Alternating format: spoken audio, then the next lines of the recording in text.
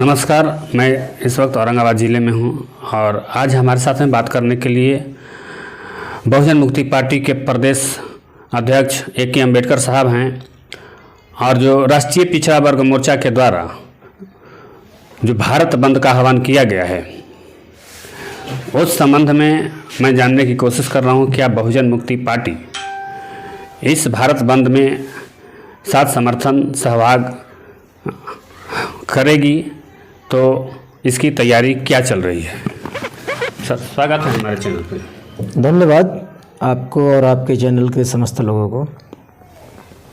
क्या है भारत बंद की जो तैयारी है राष्ट्रीय पिछड़ा वर्ग मोर्चा के द्वारा? भारत बंद राष्ट्रीय पिछड़ा वर्ग मोर्चा के राष्ट्रीय अध्यक्ष आदरणीय चौधरी विकास पटेल जी के द्वारा 29 नवंबर 2022 को राष्ट्रव्यापी भारत बंद की घोषणा किया गया है। इस भारत बंद को मैं प्रदेश अध्यक्ष बहुजन मुक्ति पार्टी बिहार से मैं ऐलान करता हूं, मैं घोषणा करता हूं, बिहार प्रदेश के 38 जिला में बहुजन मुक्ति पार्टी के समर्थक, कार्यकर्ता, पदाधिकारी, लोकसभा प्रभारी, विधानसभा प्रभारी,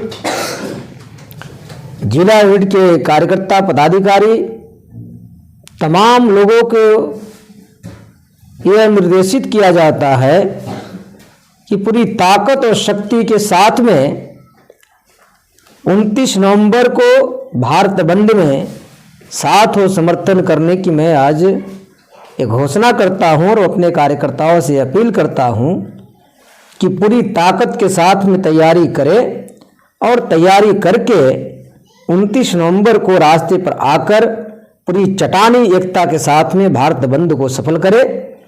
और ये राष्ट्रीय पिछड़ा वर्ग मोर्चा का अकेला लड़ाई नहीं है, ये लड़ाई देशवासियों के हित में है और मूल निवासी बहुजनों के हित में है। इसलिए बहुजन मुक्ति पार्टी हर समय जितने बार भारत बंद होती है, चाहे भारत मुक्ति मोर्चा के बैनर तले आदरणीय मूल निवासियों के महानायक मेश्राम साहब के द्वारा घोषित किया जाता है, तो भी बहुजन मुक्ति पार्टी कदम से कदम मिलाकर उस भारत बंद में शामिल होता है, या फिर बहुजन क्रांति मोर्चा के द्वारा घोषित होता है तो भी बहुजन मुक्ति पार्टी पूरी ताकत और शक्ति के साथ में अपनी चट्टानी एकता के साथ में हम समर्थन में खड़ा होते हैं।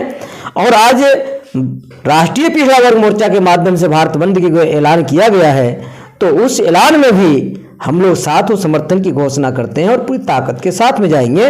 आपको मालूम होगा, आप लोगों ने देखा होगा कि जब 25 मई को भारत बंद थी, राष्ट्रीय पिछड़ा वर्ग मोर्चा के माध्यम से जातीय आधार गिनती के मामला में था, तो भी हमारी पार्टी ने पूरे प्रदेश भर में साथ हो समर्थन किया था और राष्ट्रीय स्तर पर बहुजन मुक्ति पार्टी के राष्ट्रीय अध्यक्ष आदरणीय परविंदर प्रताप सिंह जी ने भी राष्ट्रीय स्तर पर इस भारत बंद को समर्थन किया था। उसके बाद 25 जून को भी भारत बंद हुआ। हजरत पैगंबर मोहम्मद साहब के ऊपर नुपुर शर्मा और कई आरएसएस के लोगों के द्वारा जो गलत टिकवा टिप्पणी किया गया था, उस समय भी कोई पार्टी और कोई संगठन ने नहीं बोला, मात्र मेश्राम साहब ने उस मुद्दा को उठाया और भारत बंद का ऐलान किया, तो हमारी पार्टी बहुजन मुक्ति पार्टी ने भी पूरी साथ और समर्थन की घोषणा किया था। अब रही मुद्दों की बात, तो ये मुद्दा कोई एक दो मुद्दे नहीं है, लगभग 14 मुद्दे रखे गए हैं। 14 मुद्दों को ध्यान में रखकर ये भारत बंद का ऐलान किया गया है और बहुजन मुक्ति पार्टी उन 14 मुद्दों को समर्थन करती है और इसीलिए हम रास्ते पर भारत बंद में आ रहे हैं। पहला मुद्दा है कि ओबीसी के लोगों को जातीय आधारित गिनती होनी चाहिए। बहुजन मुक्ति पार्टी के चुनावी घोषणा पत्र में हम लोग 2014 से लोकसभा के चुनाव लड़ रहे हैं, 15 की विधानसभा भी लड़े, बिहार में भी 15 में लड़े, 20 में भी लड़े और अन्य राज्यों में भी हो रहा है। पूरे देश भर में ये बहुजन मुक्ति पार्टी के मैनिफेस्टो में डाला हुआ है कि ओबीसी के लोगों की जातीय आधारित गिनती हो और संख्या के अनुपात में उनको विधायिका, कार्यपालिका, न्यायपालिका और मीडिया में हिस्सेदारी मिले। इसकी लड़ाई संगठन तो भारत मुक्ति मोर्चा, राष्ट्रीय पिछड़ा वर्ग मोर्चा लड़ी रही है, लेकिन कोई पार्टी के लोग इसको चुनावी घोषणा पत्र में डालने के लिए तैयार नहीं है। एकमात्र पार्टी है बहुजन मुक्ति पार्टी कि जो अपना चुनावी घोषणा पत्र में डंके के चोट पर लिखकर जनता को दिया है 100 रुपया के स्टाम्प पेपर पर कि हमारी प्रदेश में या केंद्र में सरकारें बनती है तो पहला काम हम करेंगे ओबीसी के लोगों की जाति आधारित गिनती करेंगे। दूसरा है कि ओबीसी की जितनी संख्या है, संख्या के अनुपात में उनको हिस्सेदारी मिलना चाहिए। भारत के संविधान 52 एडिक्वेट रिप्रेजेंटेशन की बात करती है, तो जिसको संख्या जितनी है उसको उतनी हिस्सेदारी शासन प्रशासन में मिलना चाहिए, ये भी मामला है। उसके बाद पुरानी पेंशन जो अटल बिहारी वाजपेयी ने जब 2001 में खत्म किया पेंशन योजना को, तो उस पेंशन योजना को हम लोगों ने लड़ाई लड़ रहे, पुरानी पेंशन योजना को बहाल किया जाए।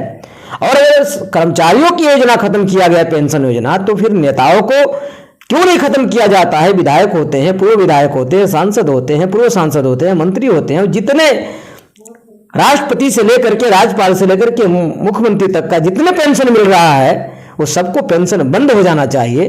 तब माना जाएगा कि आप संविधान के हित में और देश हित में आप सोच रहे, विचार कर रहे हैं। तो आप कर्मचारियों को आपने बंद कर दिया, लेकिन कर्मचारियों का पेंशन बंद कर दिया और आपने नेताओं का पेंशन बंद करने की बजाय उनको 2 गुना 3 गुना बढ़ाया गया। तो ये देश में अन्याय हो रही है, ये कर्मचारियों के साथ में अन्याय हो रहा है। ये अन्याय बहुजन मुक्ति पार्टी बर्दाश्त नहीं करेगी।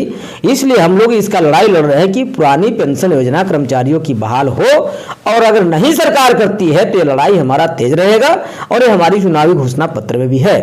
उसके बाद आरक्षण जो है, आरक्षण को खत्म किया जा रहा है, सारे सरकारी सेक्टर को, गवर्नमेंट सेक्टर को प्राइवेट सेक्टर में तब्दील किया जा रहा है।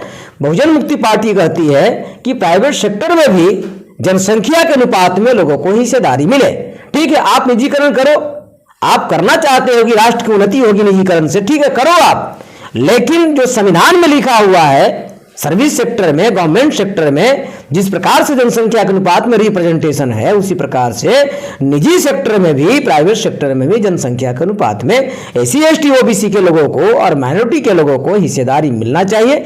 इसकी लड़ाई जो पिछड़ा वर्ग मोर्चा लड़ रही है, और भारत मुक्ति मोर्चा के राष्ट्रीय अध्यक्ष आदरणीय वामन मेश्राम साहब ने तो 40-44 वर्षों से इसकी लड़ाई लड़ते आ रहे हैं। आज उनकी जनजागरण की परिणाम है कि आज कई लोग बैकवर्ड क्लास के लोग ये बोलना शुरू किए हैं, और बहुजन मुक्ति पार्टी भी आदरणीय वामन मेश्राम साहब से प्रेरणा लेकर ही हम लोग अपने काम को अंजाम देने की काम करते हैं। क्योंकि इतना बड़ा थिंकर और इतना बड़ा समाज के हित में सोचने वाला इस देश में मूल निवासी बहुजन समाज में दूर दूर तक हम लोग को नजर नहीं आ रहा। इसलिए हम लोग वामन मेश्राम साहब को आइडियल मानते हैं, अपना आदर्श मानते हैं।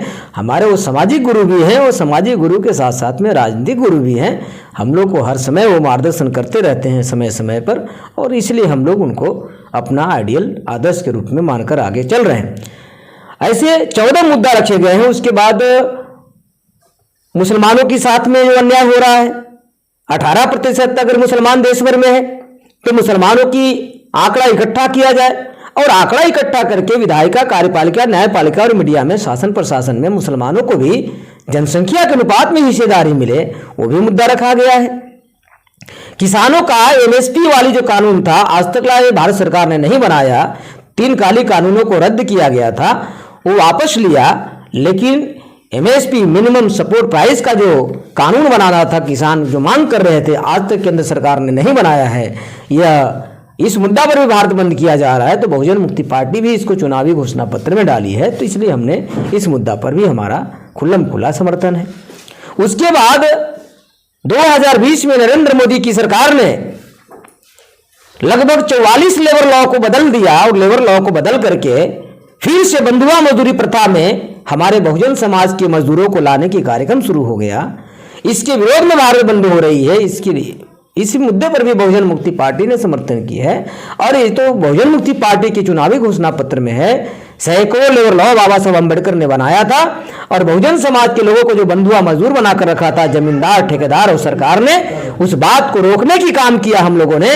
और बाबा साहब अम्बेडकर ने संविधान लिख कर बजाते उसके ऊपर पाबंदी लगाया, लेकिन भारतीय जनता पार्टी की सरकार जो आरएसएस के इशारा पर चल रही है, इस सरकार ने प्लान बनाकर उस लेबर लॉ को बदलने की काम किया है। ये अन्याय हो रही है लेबर के साथ में। 8 घंटा की ड्यूटी करने वाली कानून बाबा साहब अम्बेडकर ने बनाया था, लेकिन आरएसएस और बीजेपी लोगों ने मिलकर है, तो इसलिए सिद्ध होता है कि फिर से बंधुआ मजदूरी है। इस प्रकार से ऐसे 14 मुद्दे हैं जो प्रमुख मुद्दा था, जो हमने आपके बीच में रखने की काम किया।